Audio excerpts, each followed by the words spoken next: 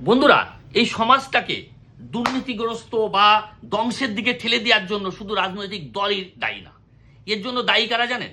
এই যে ধরুন একটা পাকা বাড়ি আছে যার, সে যদি ঘর পায়, সে ঘরটা যেই স্যাংশন হয় সেটা কে করে? বিডিও সাহেব।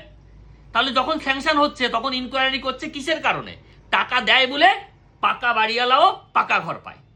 আর যখন পুলিশের কাছে যেয়ে একজন নেতা যেয়ে বললো একটা মিথ্যা কেস দেওয়ার জন্য, পুলিশটা রাজি হয়ে যায় দিতে। কারণ কি? কিছু মাল্লু পায়। তা আমি বলতে চাই যে সমাজে এই যে প্রশাসন ব্যবস্থা, যেমন পুলিশ বলুন, বিডিও অফিসার বলুন, এসডিও সাহেব বলুন, এসপি বলুন, মানে যারা আছে আইন ব্যবস্থায়, প্রত্যেকে না এই সমাজকে দূষিত করছে এই বেশিরভাগ প্রশাসনের লোক। আমি এই যে একটা কি আছে, একটা পুরুষ, কয়েকজন পুরুষের নাম দেখলাম যারা লক্ষ্মীর ভান্ডার পায়। এ ভাই, এরা পালো কি করে? সঠিক ইনকোয়ারি হয়নি তাই পেয়েছে।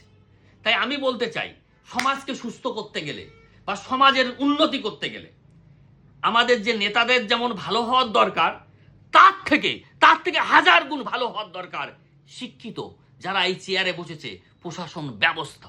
আপনারা কি মনে করেন বন্ধুরা? আজকে আমার জন্মদিনের ভিডিও, অবশ্যই লাইক শেয়ার করবেন।